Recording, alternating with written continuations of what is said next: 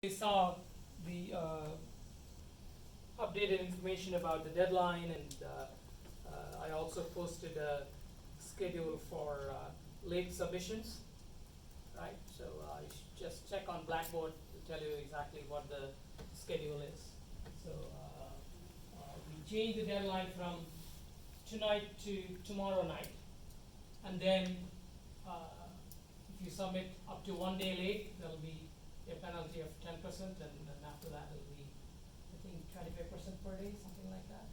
So you have, potentially until Wednesday to submit and still get, a decent grade.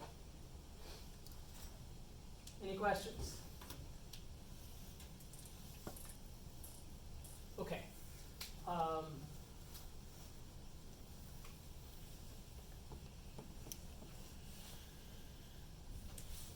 So I told you at the beginning of the course that I typically have 2 midterms because it's helpful for the students.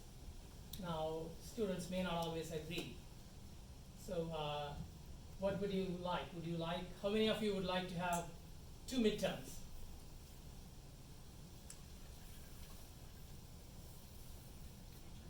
Okay, how many would like 1 midterm?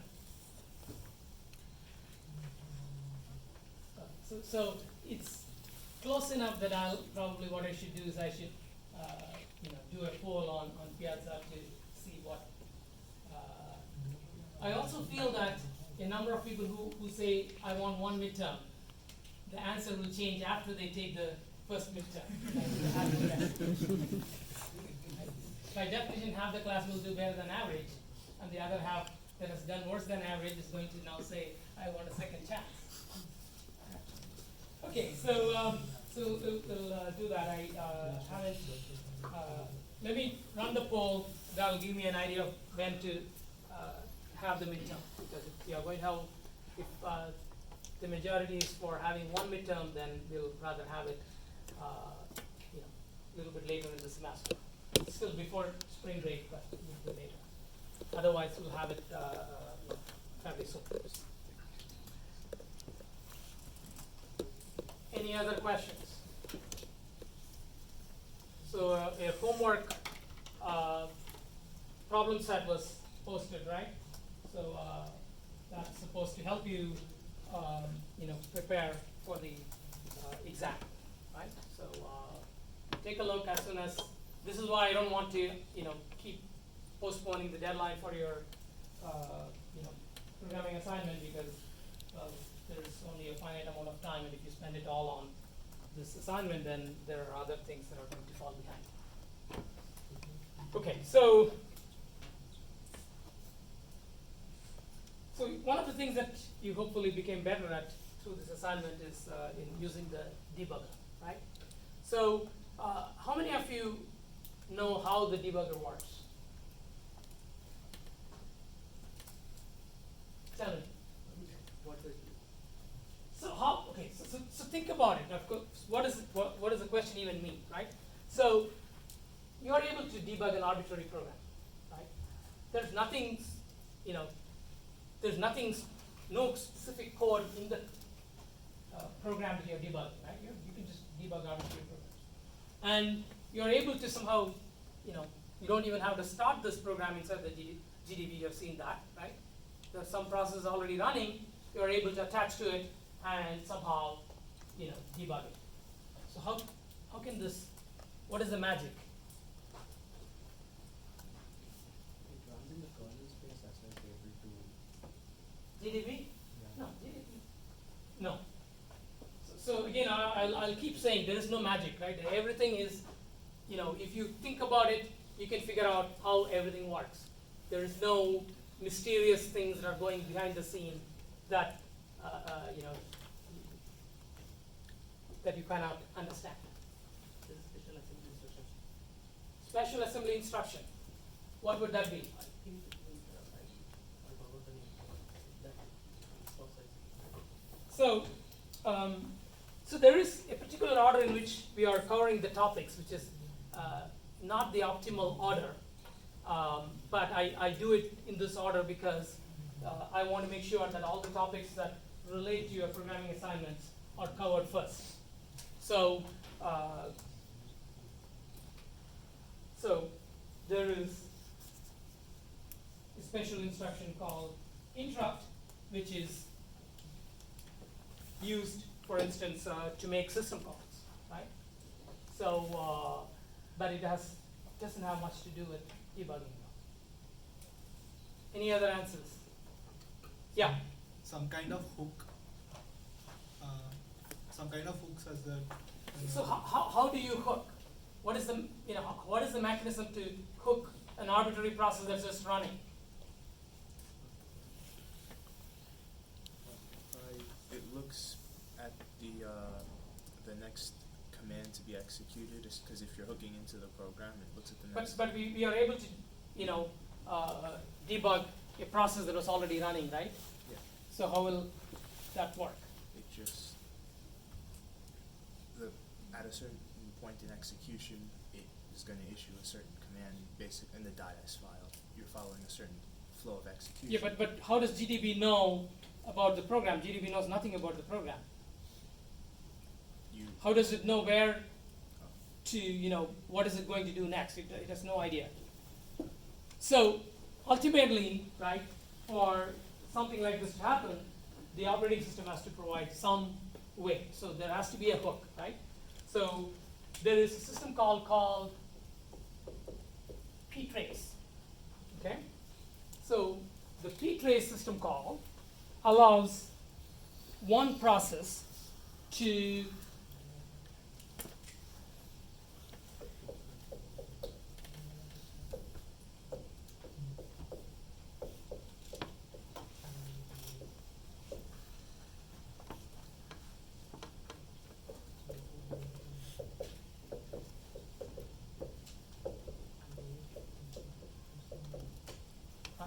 So informally we could call it as the ability to hook into another process, but concretely what happens is that when a process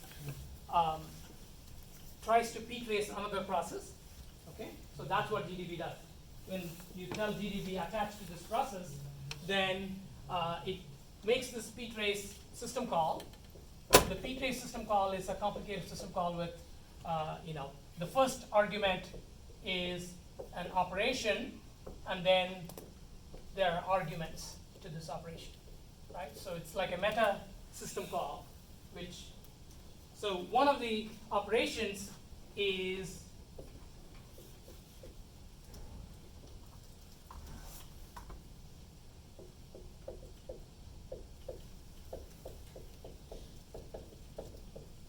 ptrace attach, right? So a process, so in this case, GDB will say, do a ptrace attach on the process that you want to attach to.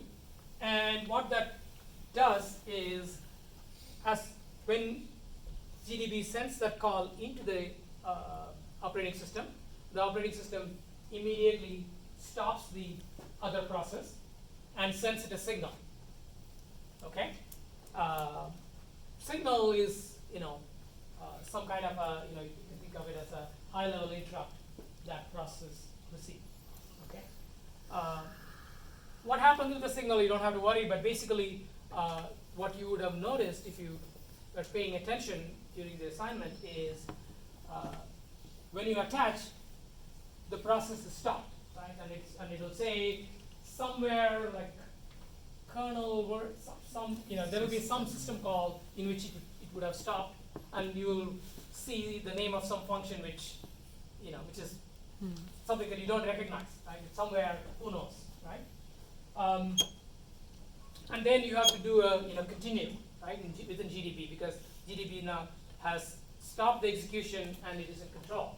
Now it has to let that process continue, right? And there is an operation called ptrace continue that allows that process to continue. Okay. Now, what ptrace allows? So once you are attached,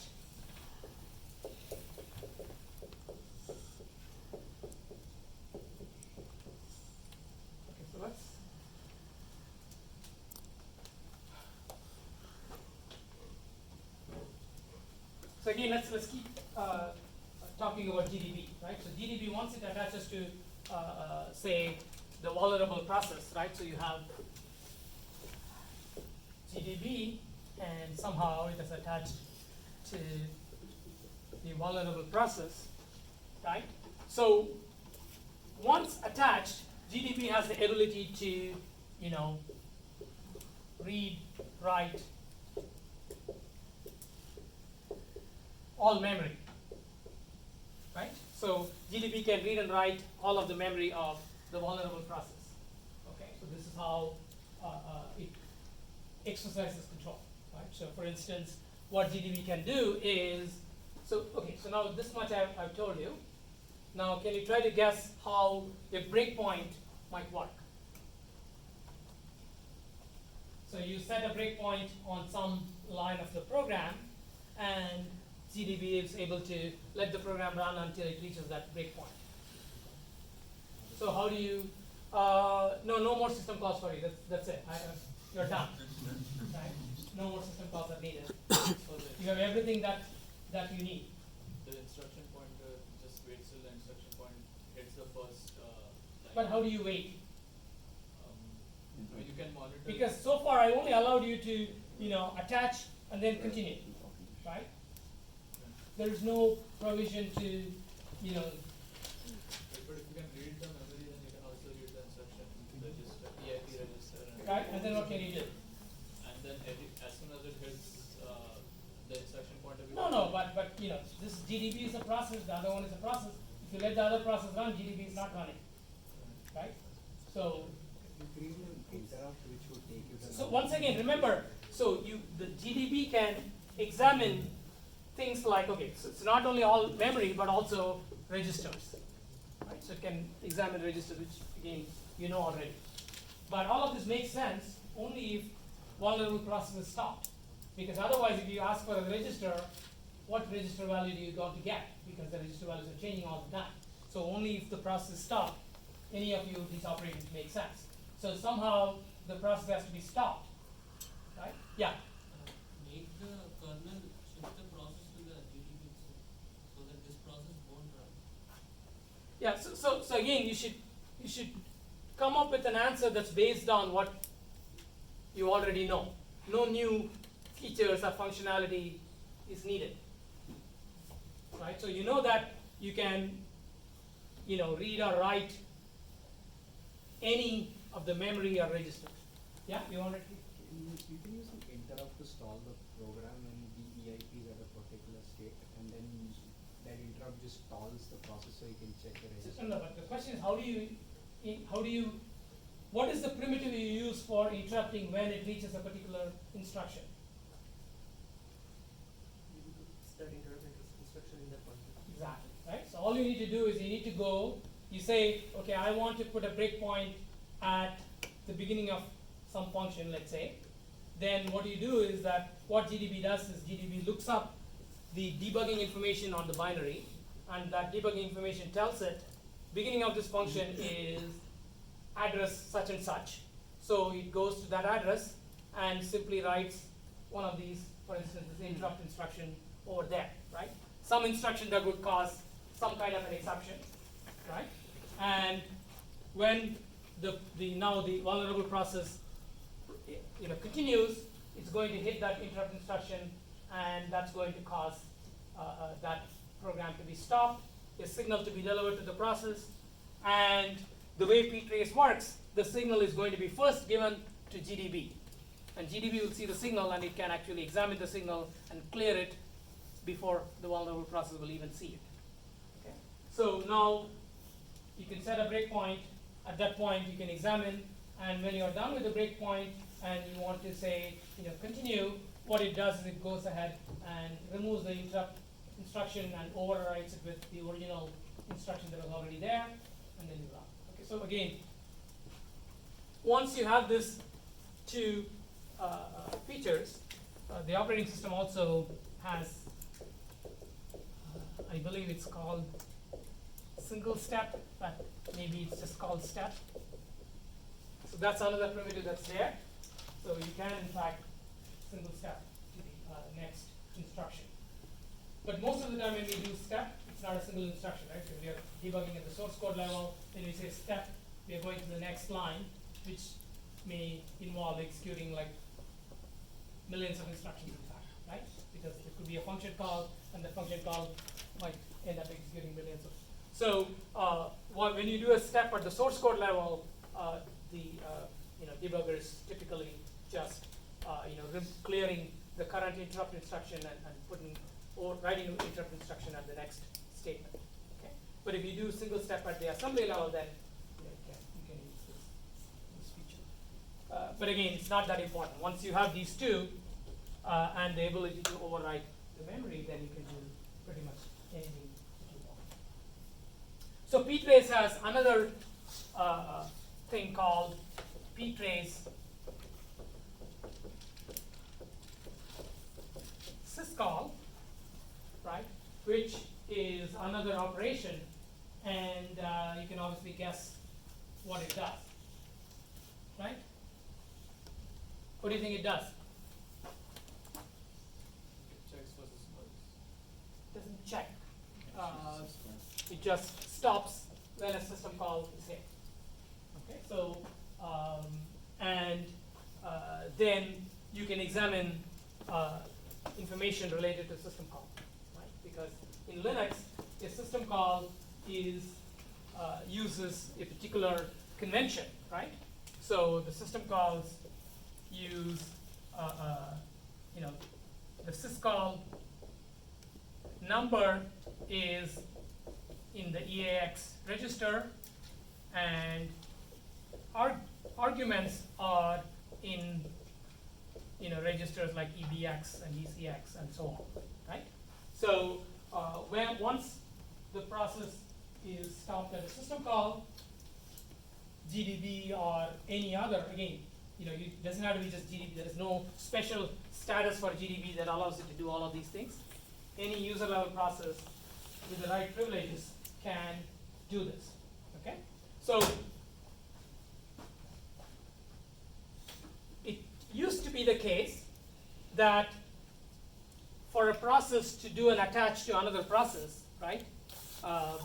Either this process, this process has to be run by the same user as this process, or this process should be the root, right? Because obviously root can do anything. But these days, they made the policy more strict and said that if you want to attach to an existing process, then you need to be root. Okay, and the reason is that because ptrace allows this process to write into even the code of the vulnerable process, right? So if there is a malware, say let's say this is malware, right? And the malware comes on your machine and it wants to do some damage without you recognizing that if the malware is doing something, then it can basically write its payload into another process, right? And then this process, which you think is a process that you trust, is now behaving maliciously, right? So they wanted to avoid prevent this attack path, and so they decided that okay, I'm not going to allow arbitrary processes to connect, right? Still, so essentially it ended up being that you need to be root in order to attach to an existing process. But if you are not attaching to an existing process, you want to create a process with this ptrace attachment already enabled, that doesn't require root access. Okay, this is why normally if you just start GDB some process, you don't need root access. Only when you attach, it requires that privilege. So it is this ptrace syscall feature that we can use in order to examine information such as, okay, this program is opening a file. What is the name of the file that it is opening? Right? You can do that using this ptrace. So there is a program called strace, right, which is a user level program, which you can use to look at the system calls made by any process. Right? So you can run, for instance, if you run strace ls, right? So it will run ls. I believe you may have to do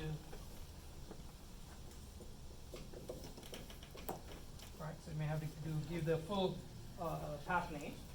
And then what it will do is it will run binls, and then it will, you know, intercept every system call that binls makes, and it will print the information on the screen for it. Right? So strace basically uses this ptrace feature to examine all the system calls. And it's kind of interesting to see, you know, what system calls programs make. Okay. So let us stop here, and then we'll continue